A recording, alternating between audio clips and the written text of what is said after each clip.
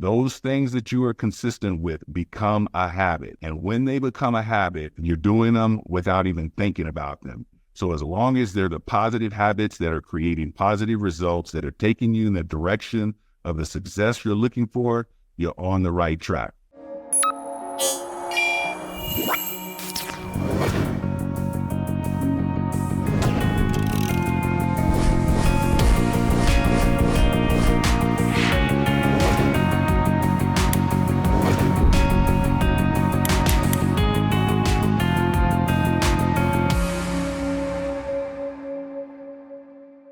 All right, ladies and gentlemen, welcome. My name is Barry Overton, and welcome to another Monday Mindset through the Agent Power Huddle. I'm really excited about today's conversation that we're going to have. This is, for me, one of those areas that with my team, with being a three-time author, it's a conversation that I often have with people just in regards to creating success for yourself by three amazing steps that when you apply them, you can see just so much change, and the trajectory of your life will change. And we're going to go through each one of these over the next 30 minutes and give you really the nuts and bolts of how to take your life where you're currently at to the life that you always wanted to have and where you want it to be. And I can guarantee you, these three words that I'm going to share with you, you've heard all three of them, but it's how do you apply them in the way that I'm going to talk about today? So let's just jump right into it. The first one that I want to share with you is goal. And I'm sure you're thinking to yourself, oh yeah, I've heard goal, and I got goals, and I have goals set, and I'm on track to hit those goals and things of that nature. But I want you to look at goals from a different perspective. I want you to look at goals from a standpoint where it becomes a part of a way of life. It's not just a thing that's written on paper or written on a board in front of you. It's a part of you, that goal. And I'm going to show you how I go about doing this. I learned this probably 11, 12 years ago in regards to taking the goal, the thing that's written, and taking it to something much deeper. So we're going to talk about from a standpoint, in most cases, we all, most of us here are in real estate.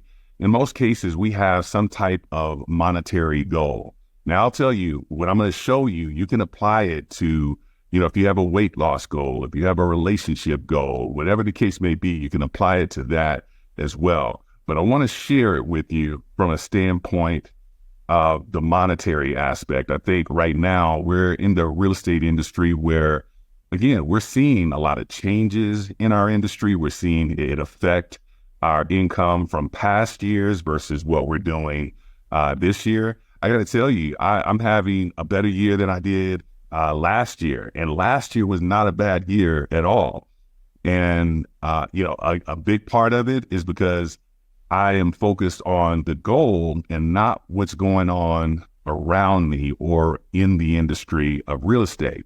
So one of the things that I often do when we have a new agent that joins our organization, I want to sit down with them and have an understanding of their goals. And in many cases, when I have an understanding of their goals and I take them through this process, it gives them a better understanding of their goal.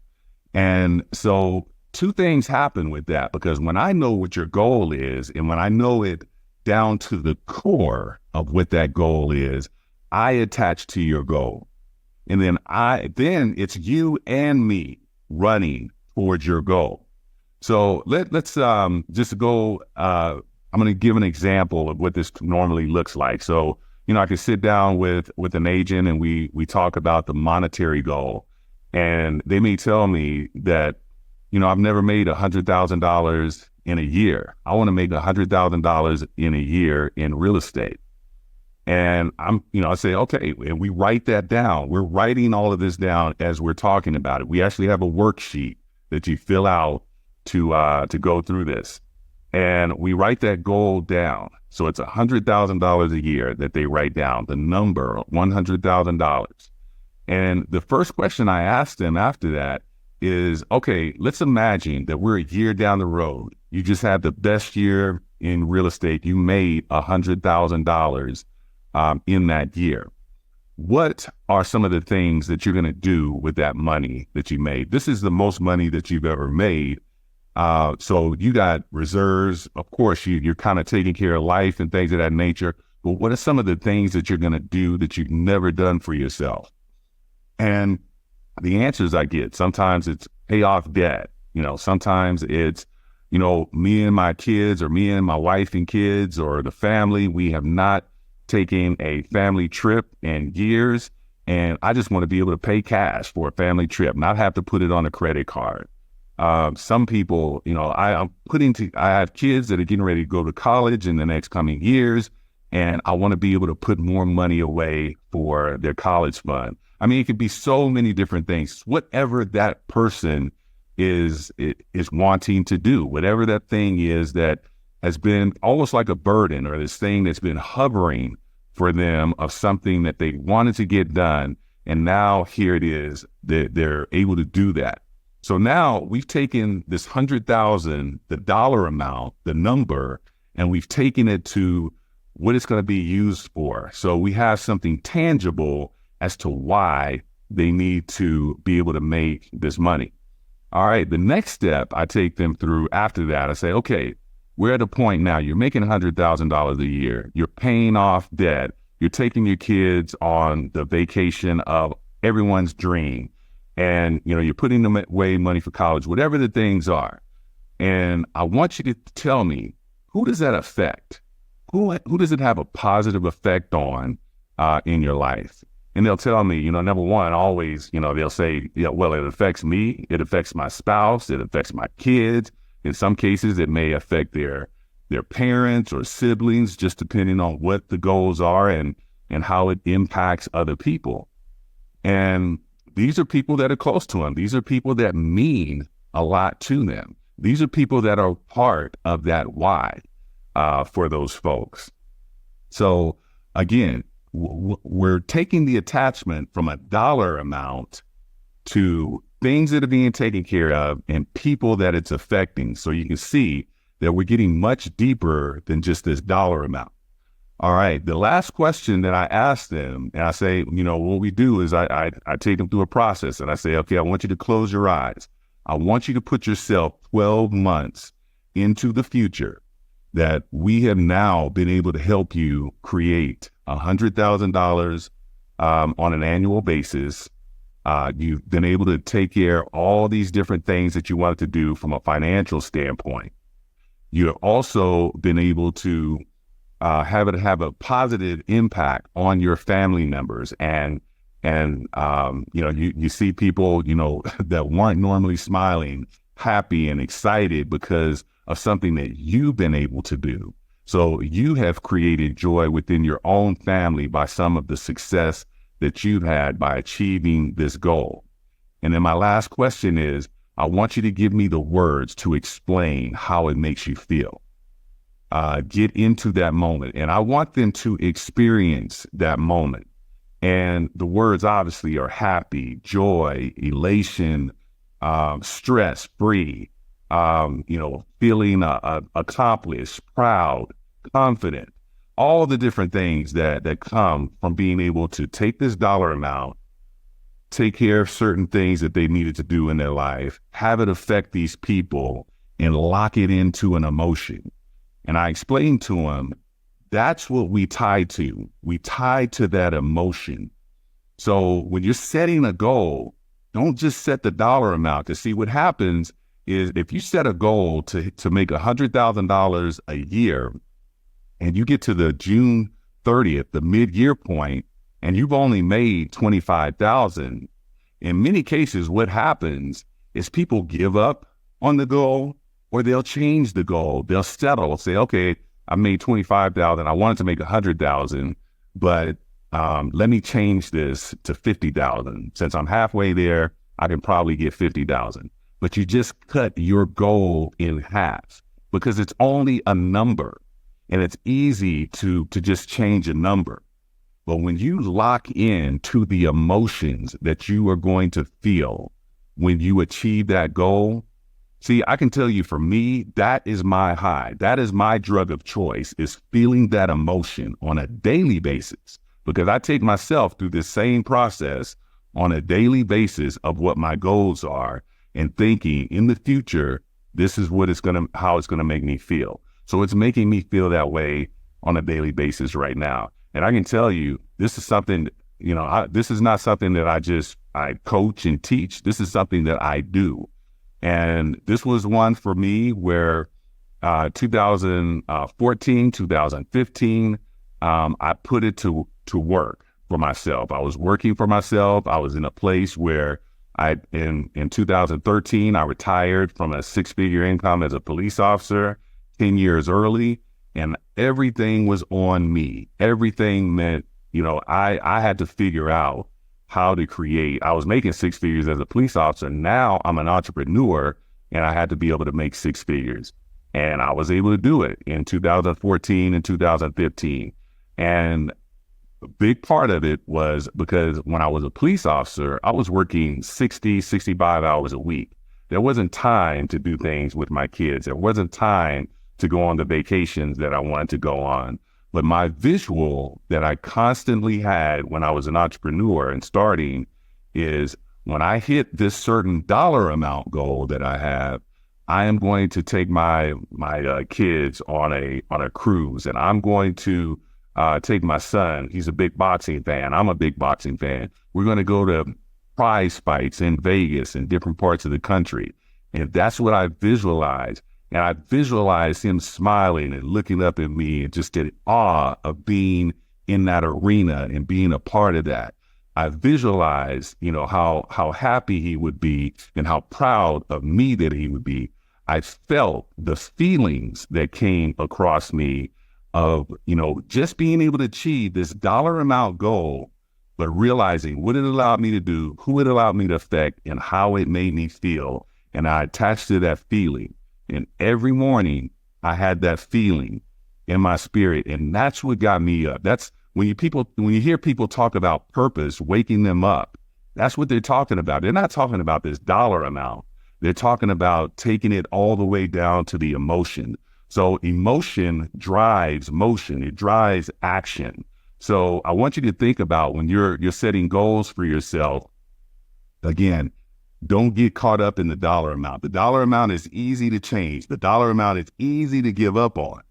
But when you tie into that emotion, that is a high that you want to be able to feel. And you want to feel it, you can feel it as you're moving towards it. But once you hit it, it's like no other feeling you can ever imagine. So that first one, like I said, is goal. And if you start breaking down goals from that aspect, I guarantee you will see yourself achieving more goals. I've always been one. I don't believe in New Year's resolutions. New Year's resolutions are much like rules. They're made to be broken. I truly feel. And in most cases, you see people that give up on their resolutions within the first 6 weeks. It's usually by the middle of February that people have given up on their resolutions. So that's why I believe in goals. And then I believe in taking those goals all the way down to this core of the emotion that it creates. All right. So I got about 15 minutes and two more areas to touch. So I'm going to speed this up a little bit. But the next one that I want to talk to you about is belief.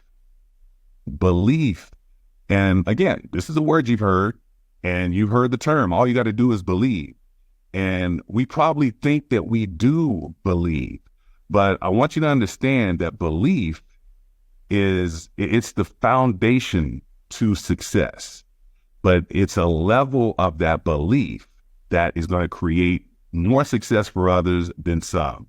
So how do we build belief? We're going to talk about, when you go to the gym, you have to, when you're going to the gym and you're trying to get stronger, you're trying to build the muscle. All right. And how do you do that? You have to create resistance to the muscle. You have to create struggle for the muscle. See, the struggle is where through that struggle, you get stronger over the course of time. And it's through the consistency of that struggle that you just get stronger and stronger over time. So you think about it, if you're your goal is to lift 300, bench press 300 pounds. But right now, you're only able to bench press, say, 220 pounds. Well, as you continue to work out and you go through the struggle and you start to test yourself every 30 days, okay, 30 days goes by, now I'm at 240. I was at 220 30 days ago. Now I can lift 240. Another 30 days goes by. Now I'm at 260. I'm moving closer to the goal, and it's taking a little bit of time, but I'm building the muscle. See, mindset is the same thing as the curriculum or the regimen that you create for building belief. Belief is the muscle. Mindset is what helps you to get there. So what is mindset? Mindset is the ability when you're, again, what are you reading? Who are you listening to? Who are your mentors? Who are you surrounding yourself with?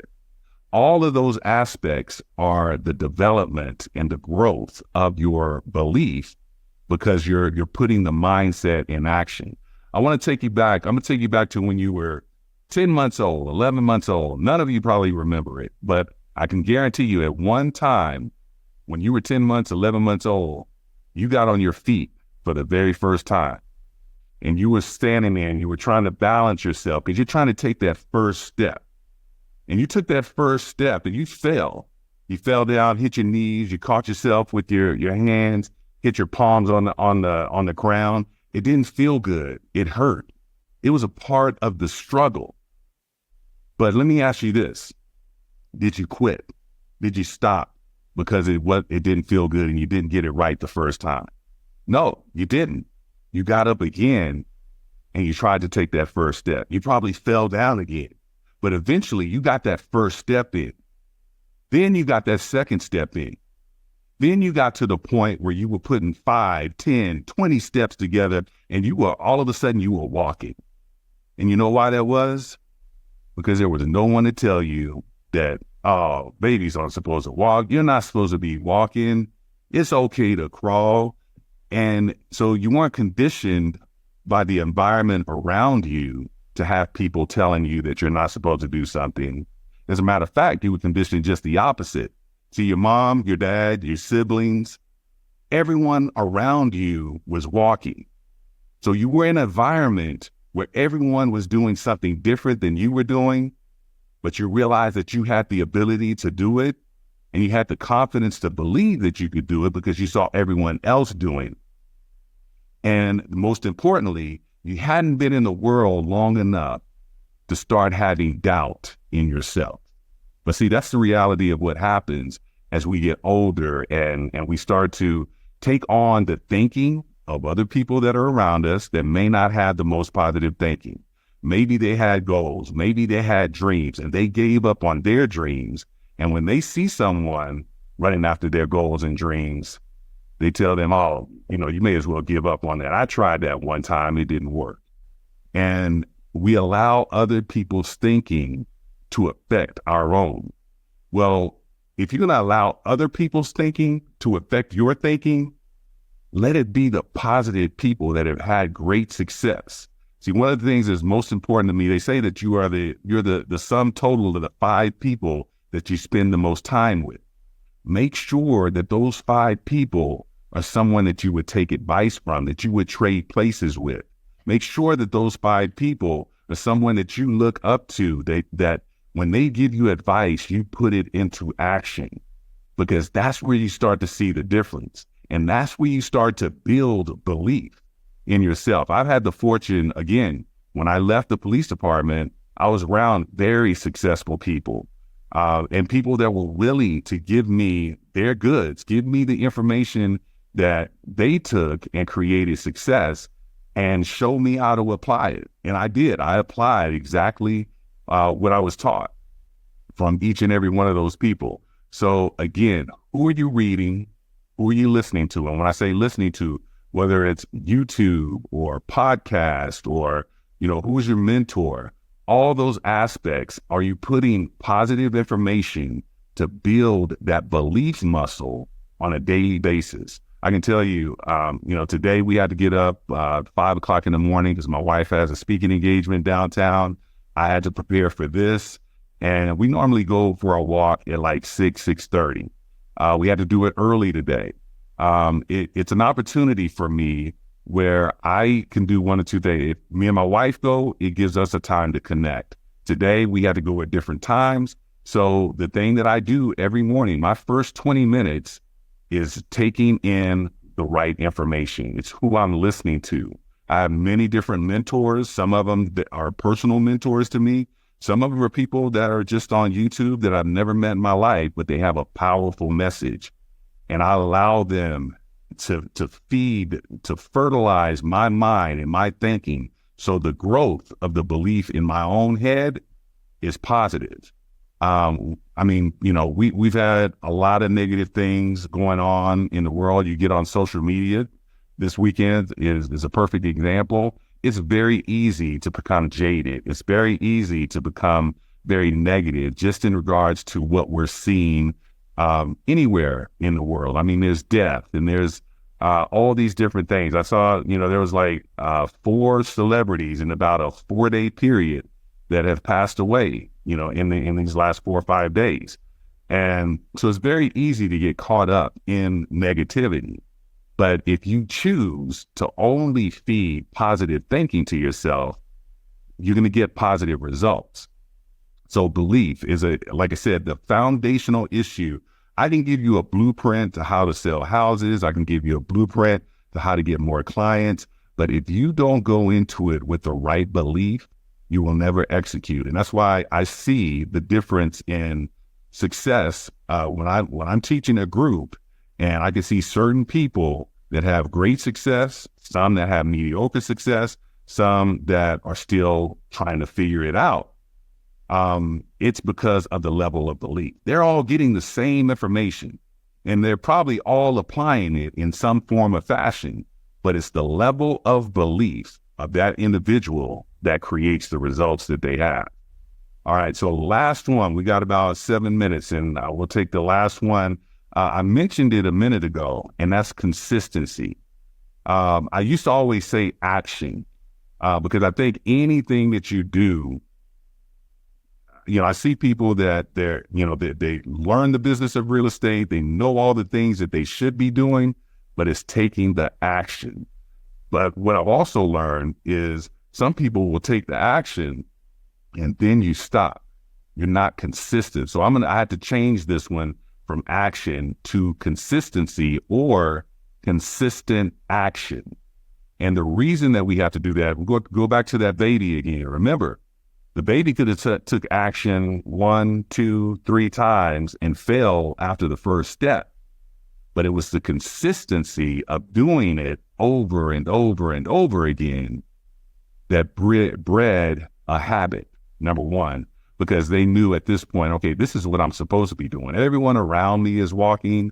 Let me keep trying to do this. And eventually, the thing that you struggle with, the thing that you're having problems with, you all of a sudden become good at, they're great at, and then you're an expert. And at some point down the road, that baby grew up to be an adult and they had their own baby. And guess what?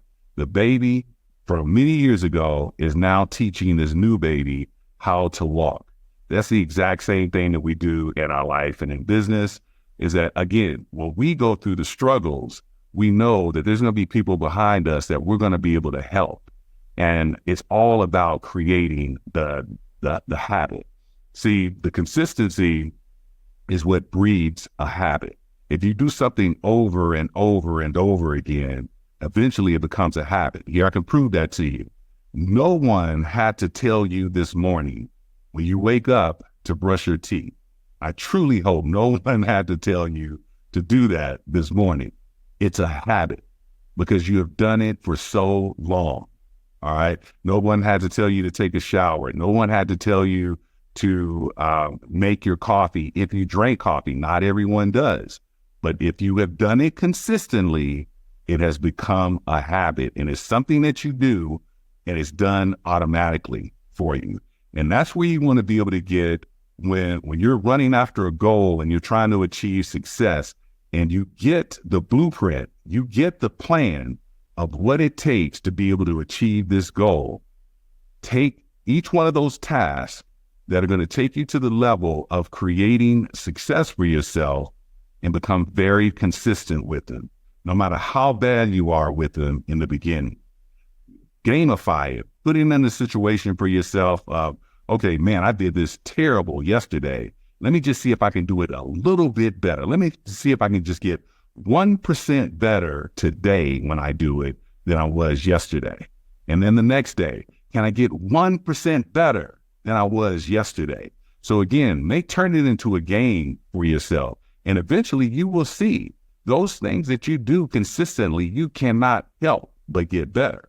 But here's the thing about that. That goes either way, good or bad.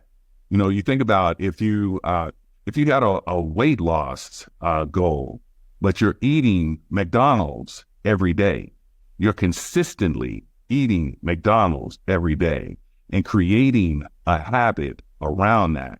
Well, that's a bad habit that you've created, and it's going to result in the success of bad results from it. So you have to also understand that in many times in life, there are things that we're doing that are not necessarily good for us, and they're not focused on the goal. So again, as you're going through creating the habits for yourself, make sure that they're the right habits that you want to have, because what you're creating, the result of the consistency and then having this habit, these are the behaviors that on a daily basis will drive you more towards your goal each and every day, each and every week. And like I said, you can always evaluate yourself through the process. So remember, goals, attaching not to the dollar amount, not to the result. You know, if it's a weight loss goal, think about how it's going to make you feel. Think about, again, dance moves that you haven't been able to do because you're 50 pounds overweight that you'll now be able to do. How does it make you feel? Being able to breathe easier, being able to make it up a flight of stairs. How is it going to make you feel? Like I said, you can attach this to any type of goal. It doesn't have to be a monetary goal, but when you attach it to the goal, take it all the way down to that emotion, that feeling that it's going to bring to you. Belief, like I said, this is a constant.